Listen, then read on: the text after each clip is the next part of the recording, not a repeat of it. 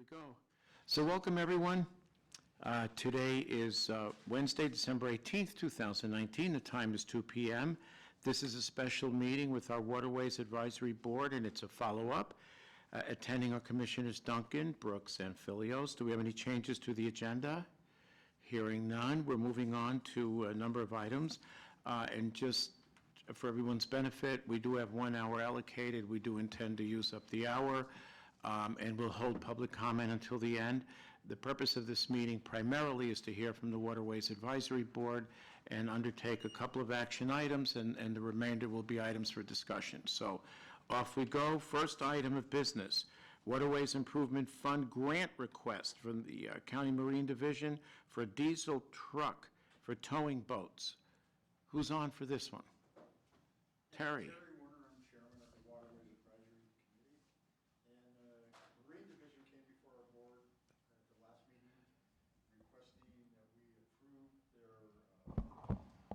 After a grant to get the diesel truck to be a little larger truck, more capable towing their pickup or their boats and stuff. And the Waterways Advisory Board voted to approve that request. Okay. So is there an action that's required of us? Nick? Nick Snyder for the record. There will be commissioner forthcoming. The Waterways Advisory Board just makes a recommendation. The county commissioners would then Okay. consider the grant application and the match funding for the vessel. And that'll come before us at a business meeting. Yeah, Sergeant, I imagine Sergeant Lincoln will be bringing that forward to Okay, cool. Early in the year. Okay, good. Item number 2, Waterways Improvement Fund grant request from the City of Coeur d'Alene for the 3rd Street dock replacement. Terry. Again, Terry Warner from Waterways Chairman. The City of Coeur d'Alene came before us. They have 3 docks down at the 3rd Street site. 2 of those docks have not been replaced since, I believe it was like 1974. They're getting pretty decrepit. They wanted to request a grant to replace those 2 docks, and the board voted to advance that on to you and the City of Coeur d'Alene, and it was approved. Okay, thank you. Again, no further action required today from the BOCC. Okay. Item number 3. And Nick, this one is for you. Moorage Reservation Program. Yeah, thank you, Commissioners. Again, Nick Snyder for the record. The Moorage Reservation Program, sadly. It might be easier, yeah. Do you want to come up here? Some of the folks, I think, are having a... Sure. I can actually talk louder. Okay, go ahead. I grew up in an Italian home. I can do it. Our Moorage Reservation Program that's been in place a very long time essentially allows a citizen to call us up, now online, make a reservation, and we reserve a spot for them on a few locations throughout the county for overnight moorage. Unfortunately, Commissioners, the public has changed, and so has the amount of folks that are visiting our area, and it's become extremely challenging. I'm going to defer to Sergeant Lincoln soon to make some comments as well on it, but it has been a challenge for our staff and KCSO to adequately bodyguard is the best word I can use, those sites for those people that made reservations. Essentially what's happening is we post it, people travel to our area, they come in, they show up, and there's someone else in their slip. The bad part is they leave their boat and is tied up and otherwise occupied with chairs and coolers and things, and the people who paid for the reservation can't use it. So what is happening is they're calling and complaining, they're upset. They then call Sergeant Klinkafis or his team to have the boat move. They can't really move it until they can, find someone that owns the boat. We don't encourage someone to move someone else's boat. So you can see the mess it's caused. In addition to that, our staff, it's caused enormous frustration from our staff who's trying to remedy those problems while someone's there, and it's just messy. I'm trying to keep it as straightforward as I can. We're getting yelled and screamed at, sworn at, and those sorts of things. And it just no longer works. So essentially, Commissioners, we can no longer provide the services commensurate with the public's expectations and our staff's. So your recommendation is? It's to retire it, Commissioners. And we do have, until such time we can have a full-time harbor master at Harrison or something else. But as it stands today, we just do not have the staffing to adequately manage it. And it's become problematic on the docks between the folks that have a reservation and those that are in it, you can imagine what can go on there when someone's in your spot and there's alcohol involved and some other things. I don't know if Sergeant Plinkovas has any comments on it, but yes, Commissioner, to your question, my recommendation would be to retire it, and we'll revive it again another time when we have staff. to Okay. handle it. Thank you. Sergeant Klinkoffis, anything to add? Yes, sir. I would agree wholeheartedly with what the director says. There's not a lot of teeth in the ordinance necessarily to let us deal with that situation. It's not really one of those exigent circumstances where we would impound the vessel and tow it. Doesn't really meet that threshold, and so like you said, we would basically just stand by and wait. And we don't have time to do that, as you know, to wait for that person to respond back and then get basically, I believe, an infraction citation that would amount to for tying up a slip that somebody else had rented. So we agree that it would probably be best, unless there's somebody down there full-time to administer the program, that it go away. Okay. Questions? Leslie, Bill? Do we need a formal motion to retire the program? Yeah, probably. Yeah. Okay. Bill, questions? I Ready? move that we retire the mortgage reservation program, at least for the year 2020, and to be resurrected when staff sees the need or ability to facilitate the program. Second the motion. Aye. Aye. Aye, and the motion is carried, so the mortgage reservation program is retired. Item number 4, regulatory buoy application program. Nick, once again.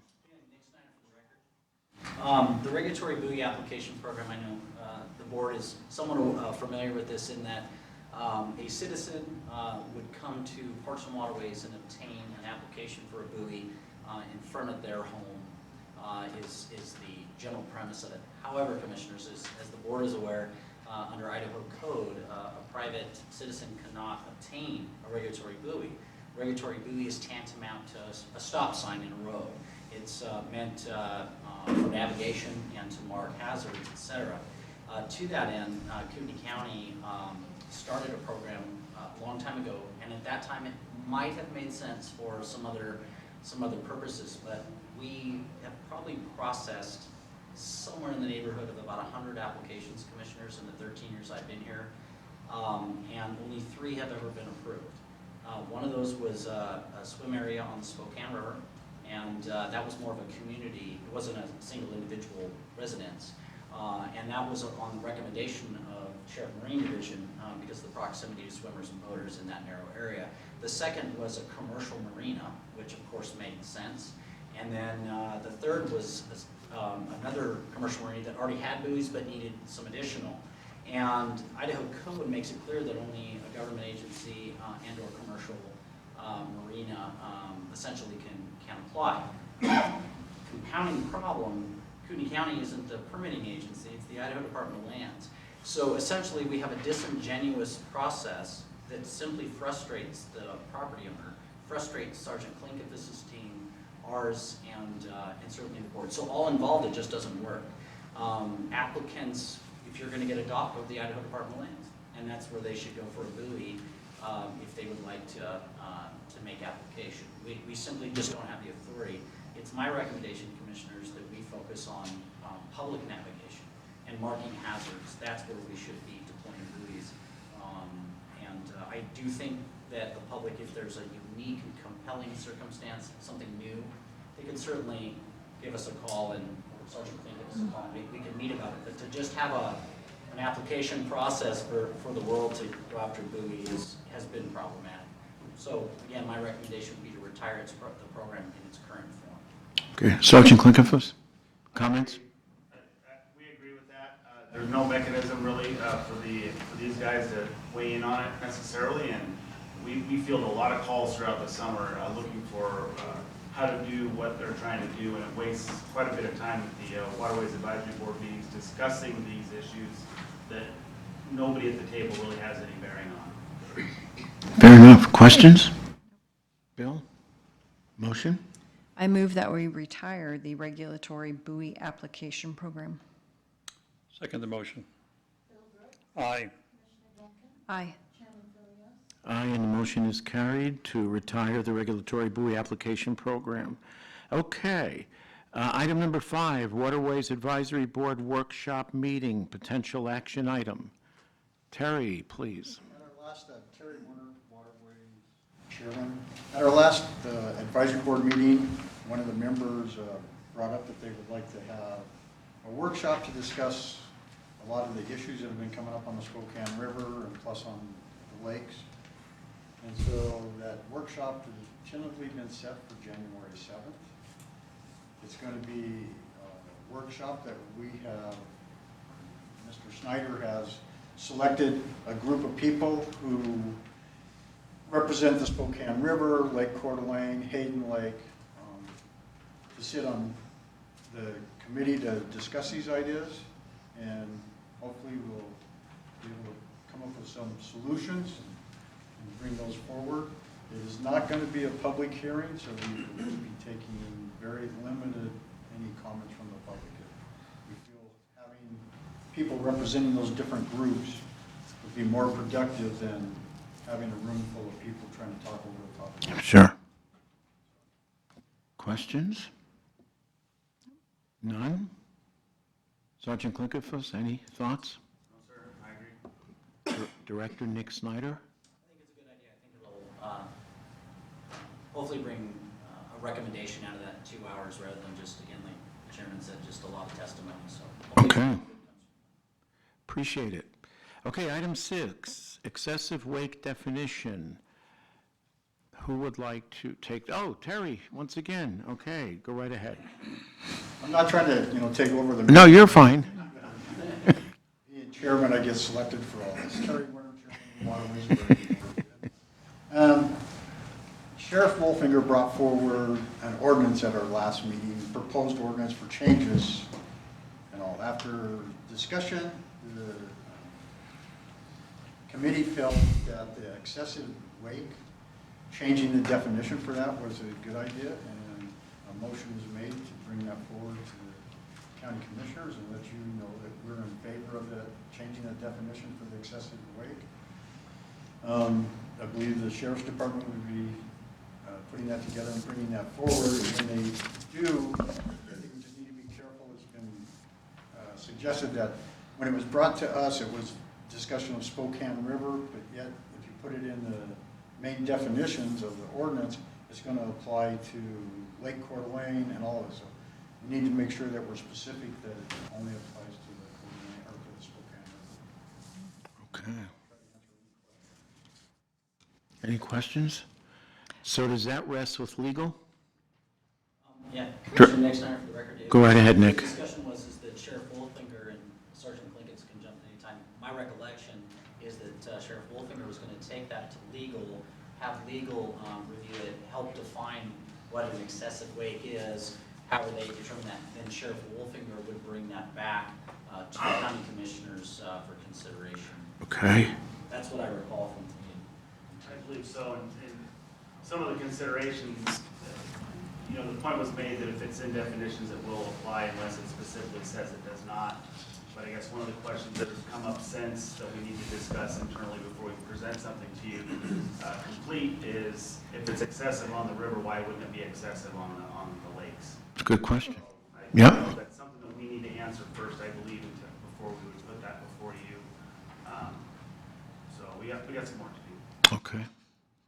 I'm looking at a document before me, and is that just a proposal, but there's a section 6.2.3 or 6-2-3 definitions, and it describes or defines an excessive wake as any visible track of turbulence created by the movement of a vessel through the water that causes water to lap onto or over a dock, pier, or other legally authorized structure on the water or exceeds 24 inches in height. Is that current ordinance or is that proposed? Proposed. Thank you. Okay. Thank you. Questions? Well, I'm Right interested. ahead. I see a lot of familiar faces back there that have been involved in this from the beginning, and I know we're not taking quote public testimony. We have public comment at the end. Okay, but I just want to know during that appropriate period if this is what you had in mind. Sure. Okay? Yep. Okay. Okay. Leslie, any questions? Nope. You're fine? Okay. Okay, item number 7, proposal to amend county code age requirements for the operation of a vessel. Sergeant Glickenfuss, Terry, I'll take that one. go right ahead. Sheriff's Office for the record, and I'm not sure if you folks had a copy of this. This was you got the one that was possibly, notes were taken on it. This is just another briefing sheet that I had used for the Waterways Board. It includes what the current ordinance states, the proposed Valley County ordinance that they attempted to change this last year, Okay. that had a portion of it talking about age restrictions and then education, and then Washington law, Montana state law, and Oregon, so kind of our surrounding states. So basically, what we're finding out in Kootenai County, obviously, is there's more and more voters, and we're finding more and more children operating very large vessels on the waters of this county. Current ordinance, as you see, allows that as long as they're, over the age of 14 or older, they can operate their 28-foot Moomba ski boat down the river or down the lake by themselves with, a couple other 12 or 14-year-old kids on board, and it's okay for our ordinance. The Sheriff's Office does not believe that that's probably the way we should be going. And as you can tell by the surrounding states and some of the other counties in the state, we're trying to adjust that age requirement. One of the things that I've tried to work into this as well is mandatory boater education for children. If the children are going to be operating the vessel, we believe that they should be taking the state Idaho class and have proof that they took it while they're operating that motor vessel. And so on the back page there is kind of the proposed ordinance. Again, there's room for improvement there, so we're looking for input for the most part right now before we propose anything 100%. I guess if you have any questions, I can answer those.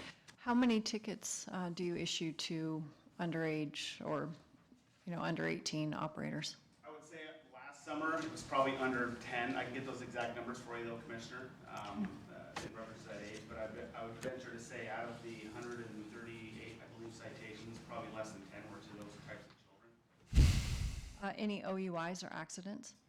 No, there was one, I believe, that was 17. That was an OUI related incident. Okay. Director Nick Snyder, questions, concerns?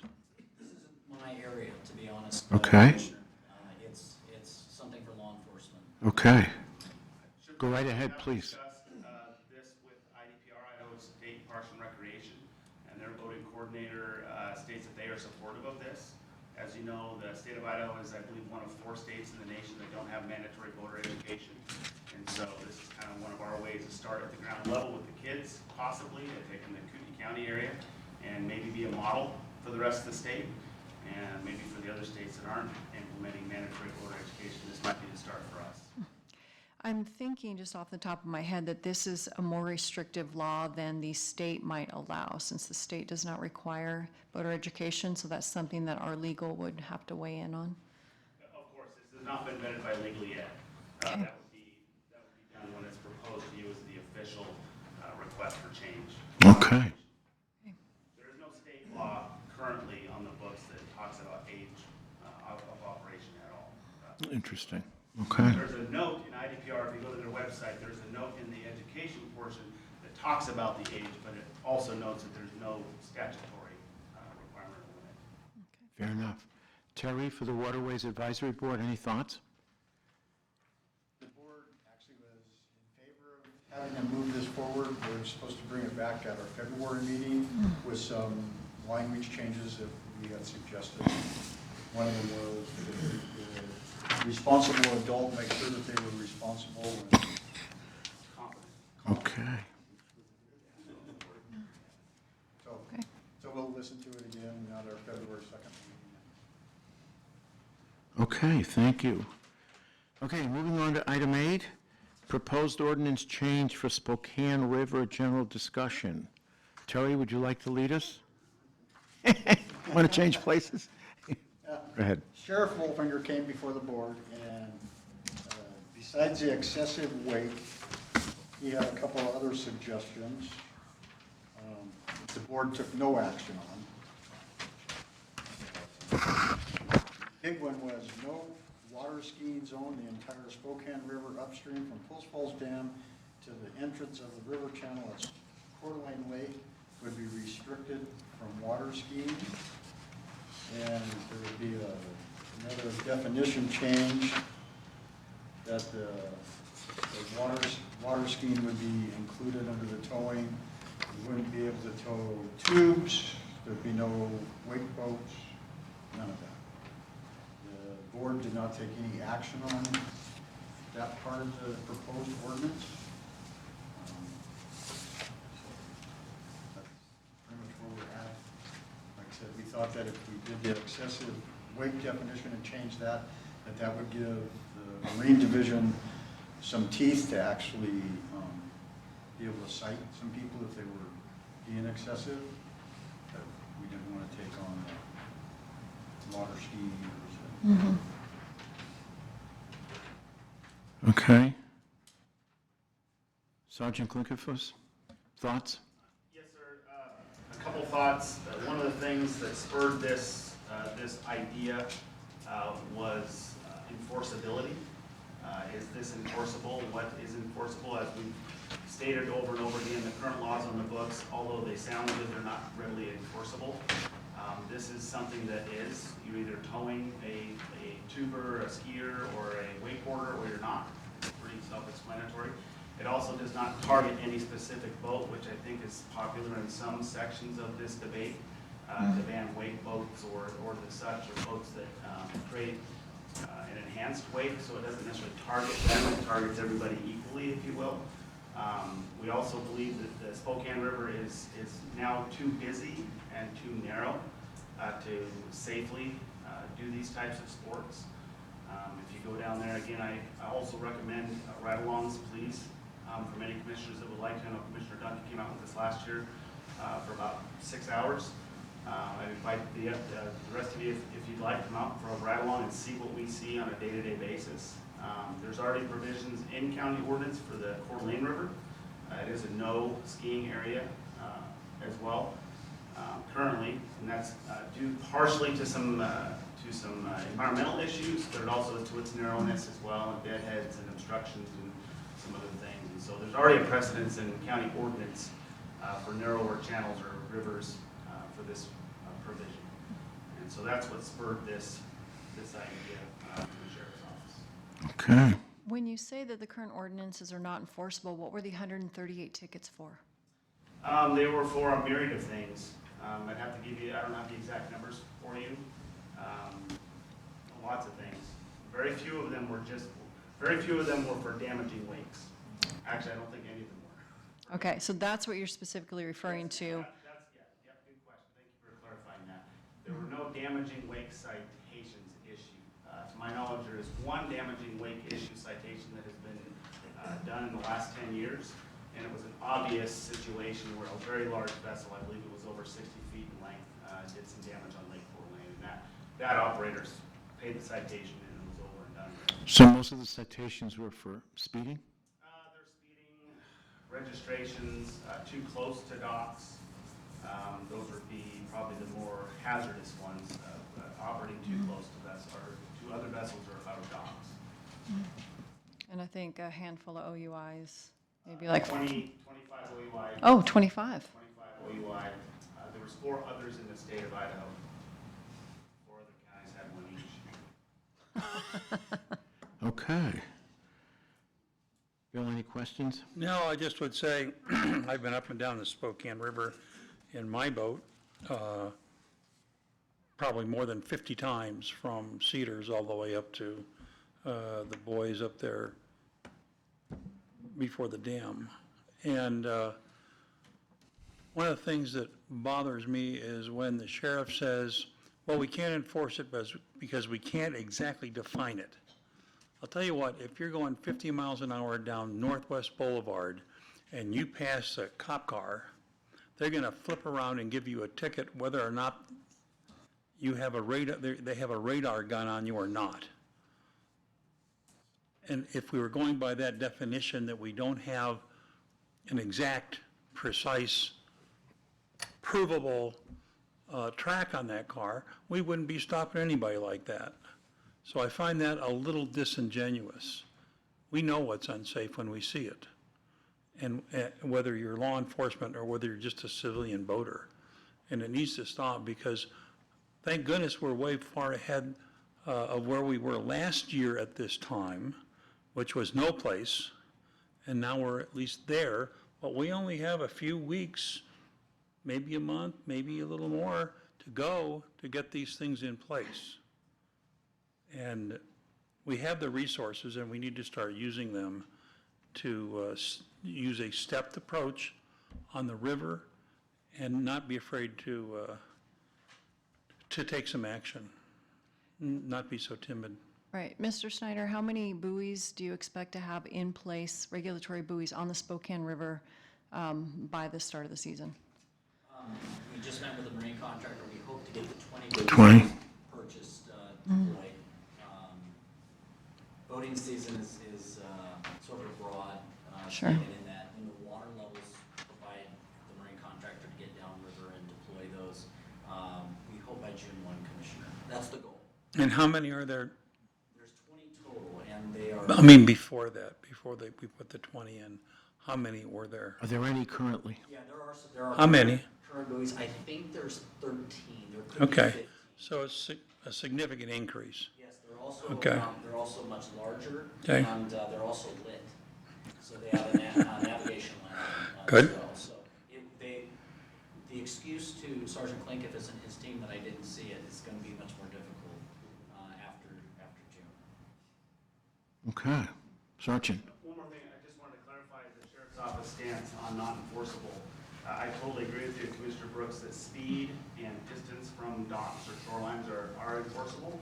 Those are things that we do every day. The portion that we do not believe is enforceable is the portion that talks about you're responsible for the damage your wake causes. And so when somebody calls us and says their dock is now damaged, we have to be able to tie that damage to somebody's wake, a specific boater's wake. We can't just single out somebody. We have to be able to tie that specific wake to that specific damage at that moment in time. And that is what we're saying is not enforceable. So like the child who was washed underneath the dock last year, and the boat was identified, you couldn't enforce that. I have no knowledge of that being called to my attention. Okay, I didn't say your attention, but it did happen. If it had been called to our attention, that could be a case where that could be prosecuted. Okay, Okay. Leslie, any more questions? I'm good. So basically, when we look at enforcement, I guess what I'm gleaning from this, and I probably have before, is speed, proximity, and wake. Those are the three. The most difficult clearly being wake and wake size. And I know that, and when we get to public comment, I guess this will come up. I know Susan Steiger's done some research, and I guess Australia is probably, if I interpret it correctly, leading the world in terms of research on this issue. So we might have some information that would assist you in the enforcement. Am I correct in saying that at this point in time, the Waterways Advisory Board does not have a recommendation with regard to enforcement? Is that correct? Well, I would say, Terry Warner for the record again, that we have made many recommendations, and we have said that we wanted more patrol officers. Okay. We would like to see more officers on the Spokane River. I think by stating the definition of what an excessive wake is, and where it says if it rolls over the top of the dock, then the Sheriff's Department and Marine Division has something that's more enforceable if they could actually issue a citation. So we disagree with your statement a little bit. I think that we've been before the board, I know for the last 5 years, with many different recommendations. Okay. And that can keeps on rolling and rolling. Okay. No, I stand corrected. What I think what I was trying to say was that you're not in support of no towing. Is that a fair statement? The board did not take any action on that. Okay, fair enough. All right then, do we have any other questions? We'll get to public comment, sir. Okay then, so what I'm going to do is I'm going to turn it over now for public comment. Go right ahead, sir. Hello, Jim Landers. I just wanted to address a little bit of common sense on the no-tow thing and stuff. Back when the ordinance was put in to effect on the Coeur d'Alene River, one of the main reasons was because of the contamination that existed in the shorelines, and they didn't want waves washing that in, so they banned water skiing. But you could still take a 23-foot cabin cruiser and go 9 miles an hour up the river and do way more damage.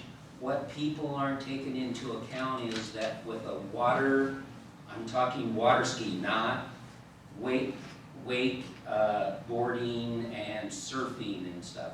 But a water ski boat is built to have almost no wake. We don't want a wake. We want calm waters, which is why we go to the Spokane River and not out on Coeur d'Alene Lake. And there's absolutely no difference between someone going out and going fishing on the Spokane River. They come to a stop, they'll make a pretty big wake when they start out and then run over to their next fishing destination. With a water skier, you're gonna get out of the boat, make a wake once you get up. When you get up, water ski boats make the smallest wake of any boat on the lake. And so I can't see why water skiing is always plugged in with this other stuff. Wake boats, and I love it that those people get to do what they like, but wake boats are designed to make big wakes. They take on water, they got scoops that pull down their stern, which is not the case with a water ski boat. And so I just can't see where the common sense is to throw us in with the other group, okay? It just doesn't make any sense, because we're not causing the problem. This problem has come about once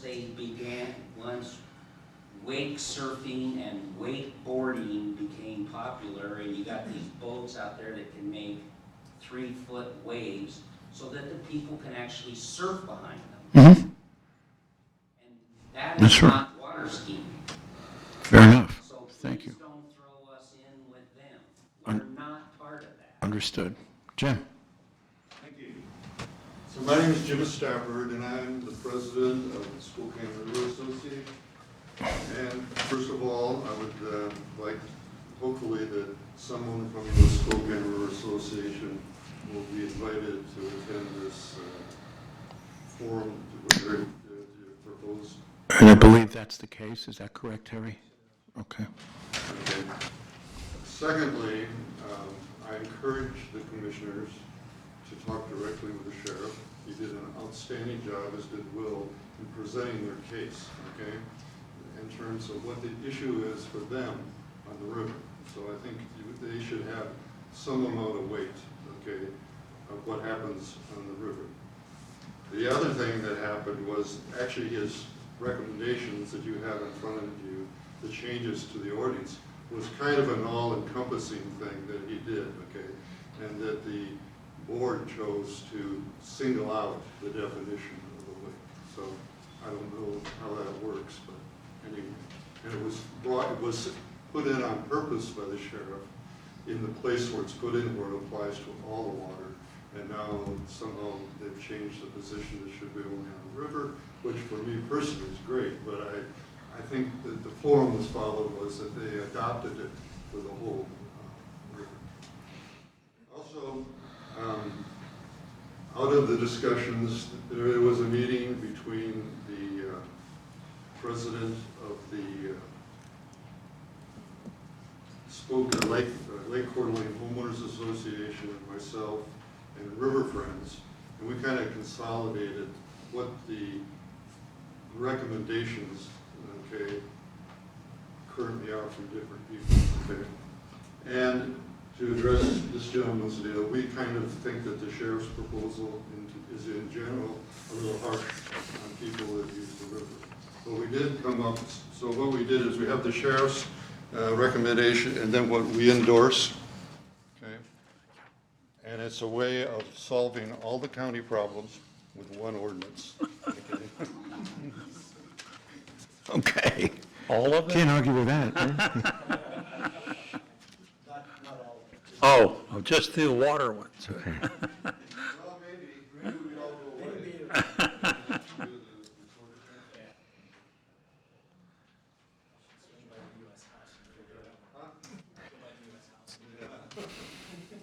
So,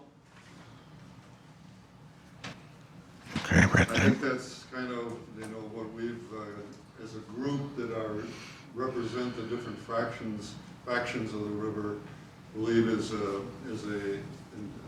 way to solve issues and also allow people like the water skiers to continue to use the river.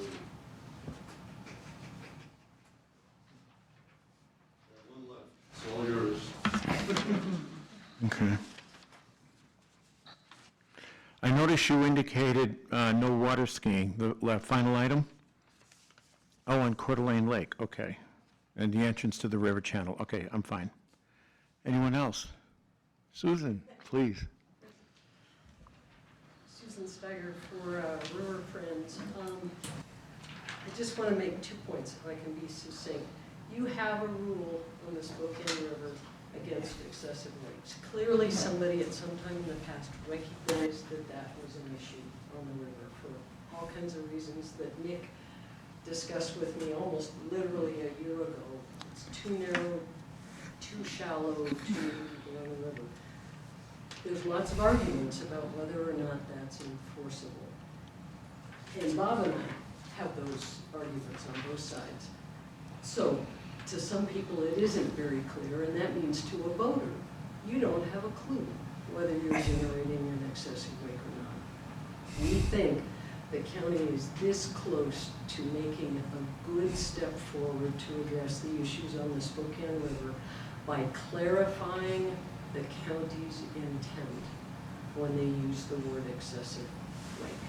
And we think the proposal that the advisory board is bringing forward to you is a very straightforward, and I'm going to say simple and then argue with myself for a minute, step that would go a long way towards addressing the issues on the river. And I'll come back to that in a second. I think you also need to be thinking about where do you want to put your energy. Large wakes are not, as you know, an issue just on the river. They're an issue on every waterway in the county. So I think if it was my energy, I'd be looking at what can we do to address those issues across the county. And the proposal that... I really can't hear what I'm you're sorry. saying. Okay. The proposal that Jim brought forward to you from the Spokane River Association, the Lake and River Friends, Coeur d'Alene Lake, is a really good approach to addressing this issue countywide. And I think that is where your energy ought to be focused, because then you get a solution for everybody as opposed to taking it bits and pieces at a time.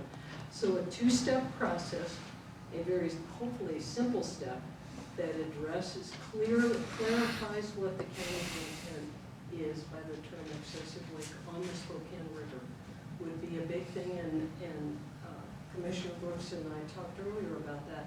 That could be maybe a very simple step because you're just clarifying a term that is already in there. You're not changing, you're just clarifying a term that exists. And then start considering what is an effective way of addressing large lakes. And Commissioner Filios, yes, we are in touch with a guy that's probably doing more research than anybody else. He's actually based in Tasmania, but he's associated with University of Australia. Got a note from him a few weeks ago, and he's also been doing studies on the Willamette River, extensive ones. He's hoping to publish his results over their summer, which is our winter. I don't know if it will be in time to help us for this next boating season, but I'm going to keep bugging him. He did say that 200 feet is not nearly enough to be protected for large lakes. And that something more like 400 feet or more, depending on the conditions. Shallow bays, narrow waterways like the river, those conditions would drive you, in my technical opinion, to something more like the 500 feet that is in the proposal in front of you. It allows people wake surfing and wakeboarding to recreate to their heart's content in the center of Lake Coeur d'Alene, but it is protective and helps support safety on the river and in narrow bays, and it's one ordinance for the county as a whole. So two actions: clarify the intent for excessive lake, focus energy and attention on the county-wide solution. Thank you. I have a couple questions. If we go to okay, I'm no longer a boater. I was for some time, but I routinely swim off Coeur d'Alene Lake Drive at least several times a week. So I have a, how do I put it, a swimmer's view of the no-wake zone and the potential violations. My concern, and let's just talk about the lake for simplicity, is if we cannot enforce a 200-foot no-wake zone, how do we enforce 500? It is so easy to encroach within a 500 that almost everyone will be in violation. That's my concern. I'm not trying to argue the science of it. My concern is it, because I think ultimately it's always going to come back to, is it enforceable? Jim, you're raising your hand, but let's give Susan a chance. Yeah. If you wanted a simple enforceable solution, you would say no enhanced wakes, but then you've got to define that. No enhanced wakes anywhere in the county except in the center of Lake Coeur d'Alene or something like that. Or something for the river, just say no enhanced wakes on the river. Or even more simplistically, target wake boats. But then you're not addressing the Queen Marys that are generating these large lakes. So it gets really convoluted really quickly. So I think that part of what something like 500 feet would do is that it is enforceable. I'd defer to your Marine Sheriff's Office as to whether or not you say if you're coming off or onto a plane, that's exempt if you're doing it quickly, but then all of a sudden you start getting the but for this and if. I think if you can make it be very clear, quantitative, and simple, and then start enforcing that, the word will get out. Jim? I think if you look at the proposal, the way you control and enforce it is how the wakes are created. Okay? And if you look at how the wakes are created, those are enforceable items that the sheriff can look at and say, okay, he's within 500 feet, he's in a wake boat mode, he's creating a wake more than 24 inches. It's an illegal action. Okay? You have to give the law enforcement people something that they can look at visually and they can enforce. Okay? And it also has to be something that the public, you can talk to the public about, and they can understand what it is that they violate. Okay, but let's say, and at this point, I guess, if Sheriff Wolfinger's already gone to legal for an opinion, what I'm thinking of is, isn't it simpler to simply say, let's assume legal comes back and says, okay, yes, we can set a limit of 24 inches. If that is the case, then why can't we maintain the current 100-foot limit on the river and 200 on the lake? Because if you just narrow it down to the wake size, and legal says it's enforceable and it's legal, then law enforcement can act on that rather than having to worry about the size of the wake and the distance. It accomplishes the same thing, does it not? 100 feet in general on the river is different than 100 feet on the lake. No, I'm saying maintain the 200 feet, which is current on the lake.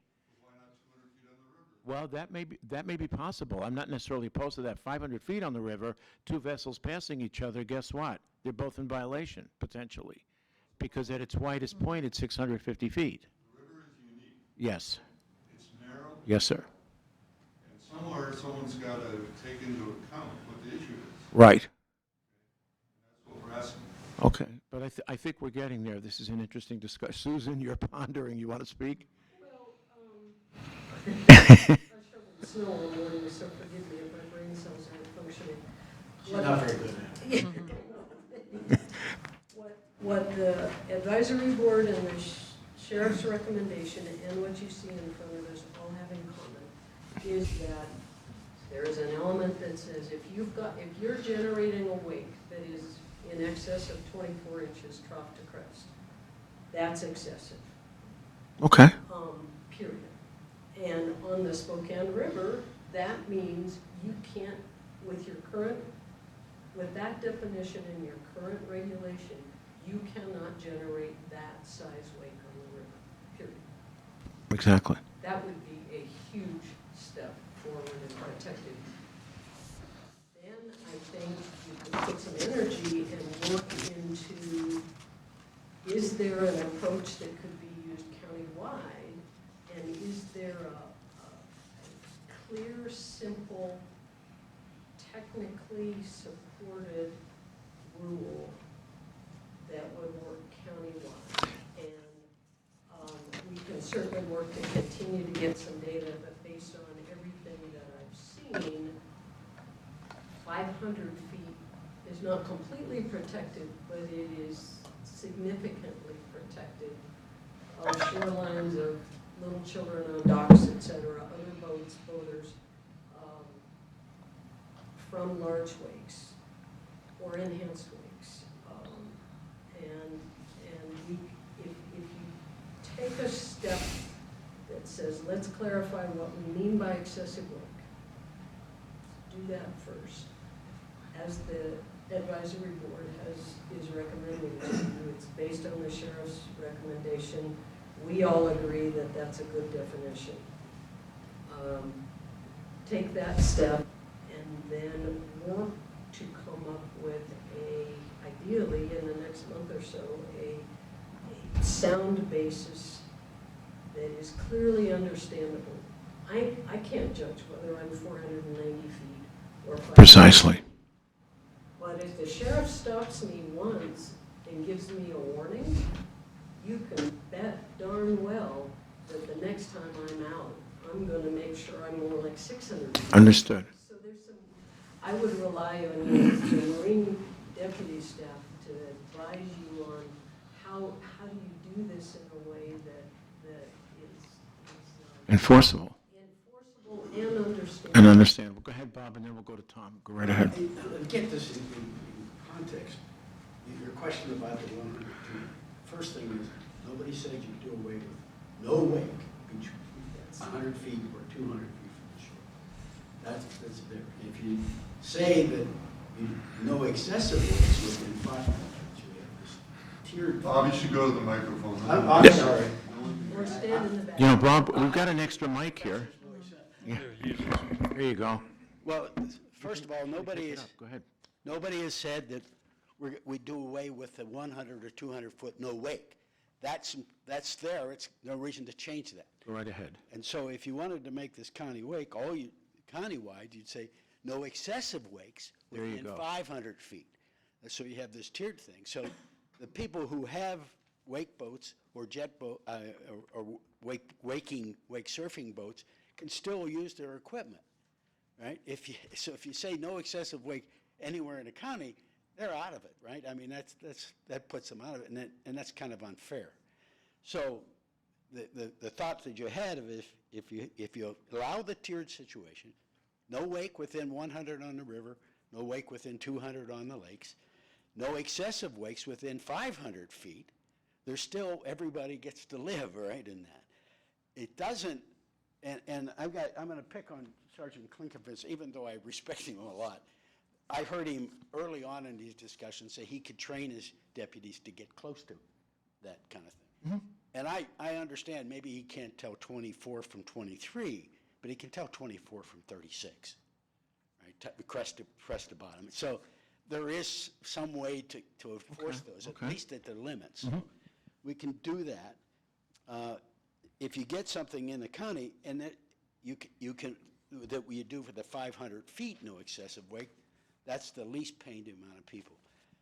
We still have a problem, and I understand your problem with kids falling out of boats in the Spokane River one. And I don't have a good answer for that, except training, right? I mean, so Sue and I took the boat safety class a week ago. We had to wait 3 cycles till he had enough people, then he had to cheat to hold the class. There was only 4 of us in the class. And maybe it's you guys gave me a ticket for going 35 over there in front of the hospital because I was out of it, right? And I had either got a ticket or I had to go to a safety class, right? It was the Coeur d'Alene police. Yeah, it wasn't you. It was the badge, and they were absolutely right. I was speeding. I mean, he said, "You thought it was 35, didn't you?" Yeah, I did. so I had to go to a safety class. So if a guy that's making $500 million a year doesn't care if you give him a $200 ticket. He doesn't want to take a Saturday and sit in a safety class. Fair enough. So even if you don't ask for a license, just make him go to the safety class. The last thing I'll tell you is I'm a scientist. I spent my career doing that. I'm a mechanical engineer. I do thermal fluids. I'm a nuclear engineer, which probably scares you. But we can put equipment on the river, at least on the river, that they can measure wakes. It's real simple. It's just fixed. And so it would have to be something you come to over a period of time, some research and development. But I think that's down. So, get the wakes under control, get more deputies and train people, and then work toward getting some equipment like a radar gun. For a long time, the California Highway Patrol did not use radar guns because they weren't accurate enough. Now they do. So this technology grows too. Thank you, sir. Tom? Tom Torgerson, speaking from, or on behalf of a kid who grew up in Sanders Beach and who has recreated and or lived on the water for over 50 years.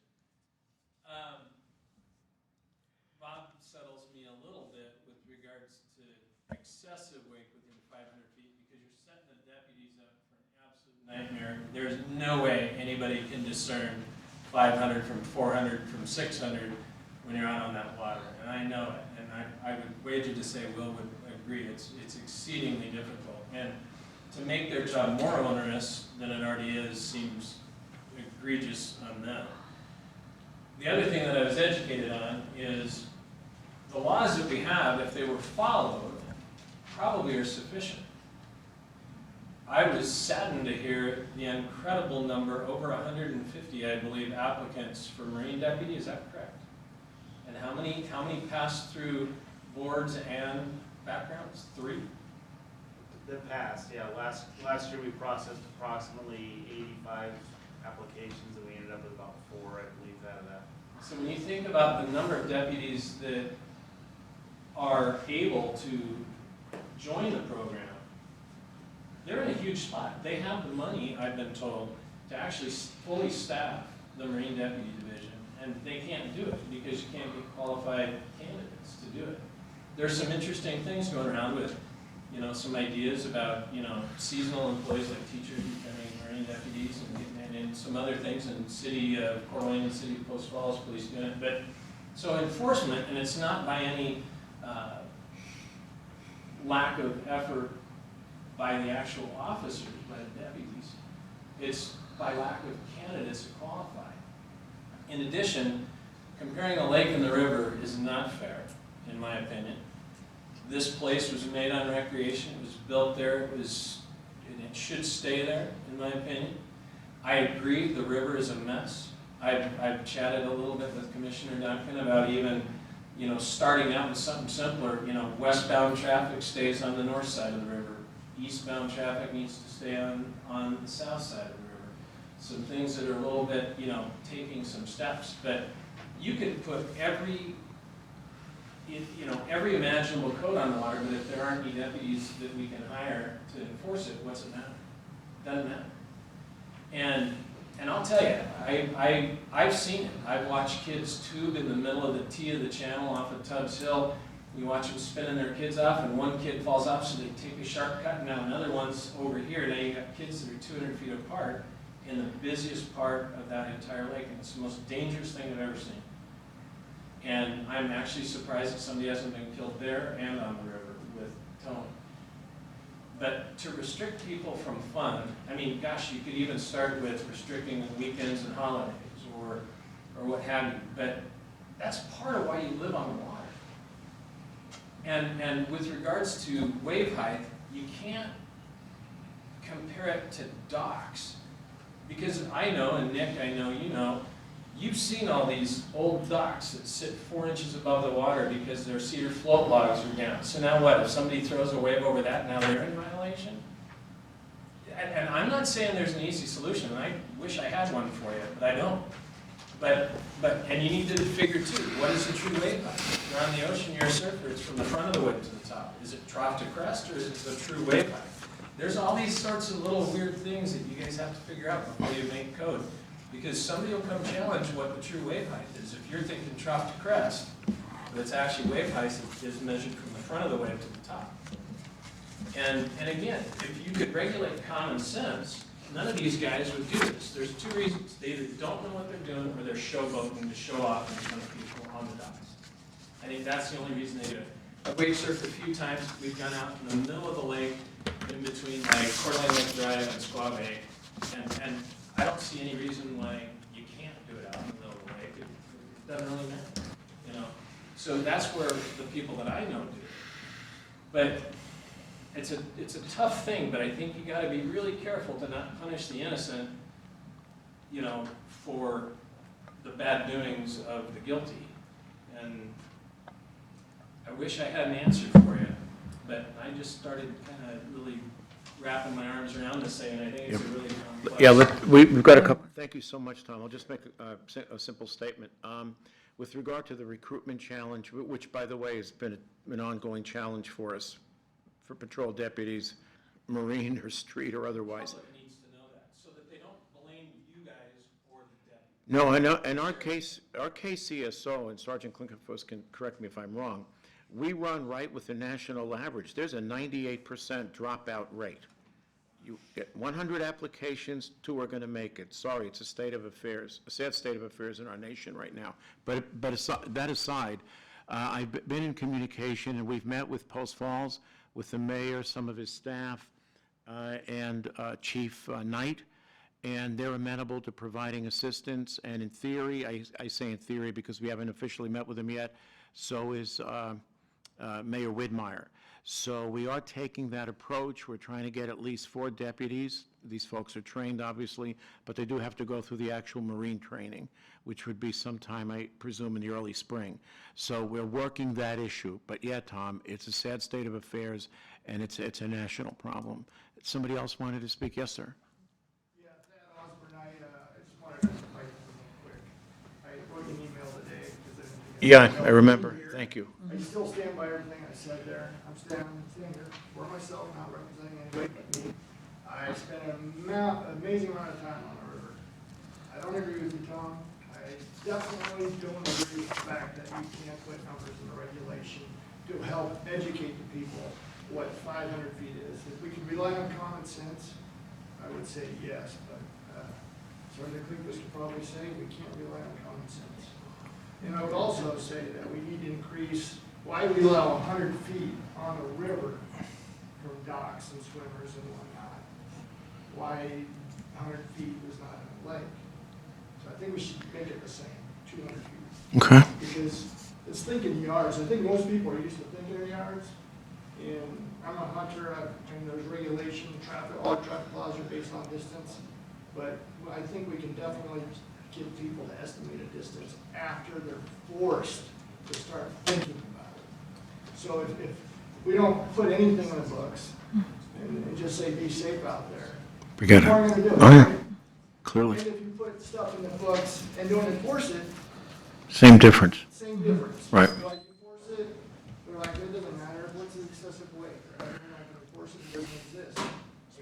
But I do think if you put, Yeah, hold on, guys, okay. if you do put something in there that says 500 feet, okay, it might be 400, it might be 600, or even 300.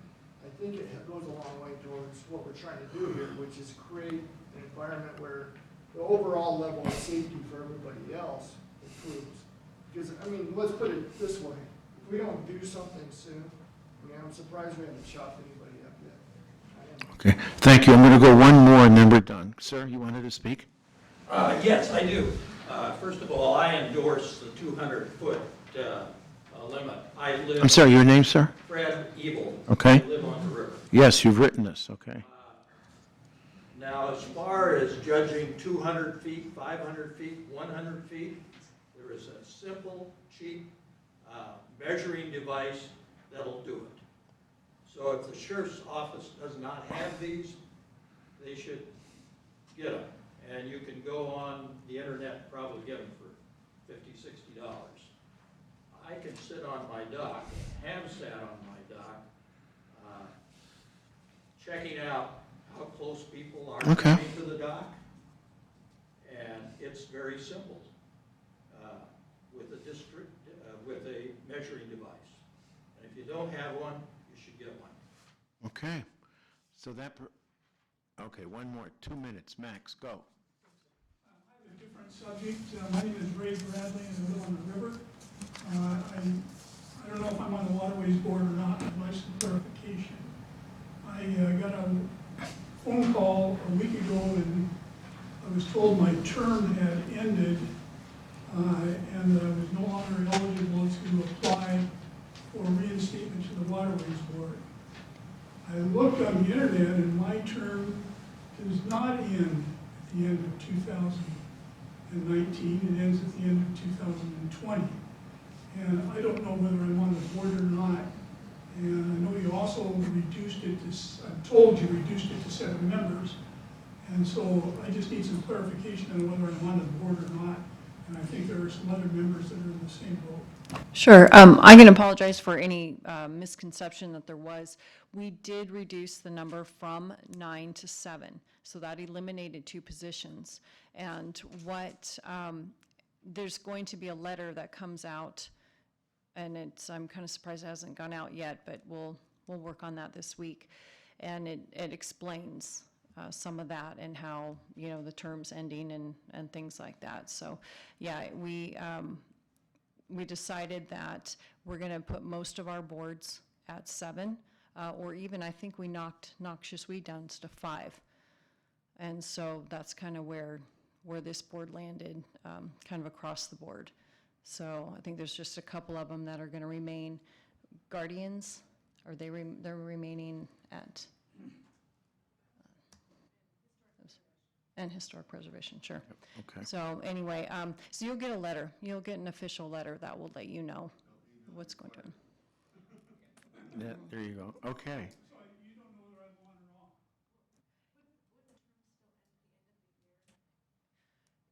off. Yeah, it'll be of December 31st that your term will end, and you'll get a letter to that effect. Which will be going out shortly, yeah. What we did with the boards, we don't have much time here, and it's not just this board, airport, planning commit, well, we haven't done planning commission yet, is what we have tried to do is essentially almost remove the concept of vested interest, because if you have a vested interest, it's very hard to be objective. In the case of this particular board, which is Waterways, one of the criteria that we virtually insisted on is that people be boaters. But if you own property on the river, or for that matter, you're involved in the marketing of watercraft, we basically said, okay, guys, it's time to separate here, because we're trying to get a fresh outlook. And I think you're going to see the same thing with the airport. We've gotten a lot of applications. Oh, I'm a pilot. Well, that's great. I guess maybe we could use a couple of pilots, but maybe we get a fresh outlook in terms of the business environment and the attractiveness of the airport if we don't have all pilots. So it's a different approach. Different boards take different approaches, and board and advisory board members serve at the pleasure of the board. Yeah, and oh yeah, you're fine. But I'm. You told me now, so Okay, all right, fair enough. I'm just trying to give you a sense for the philosophy. Okay. At this point, thank you, everybody, for attending. 3:06, meeting adjourned.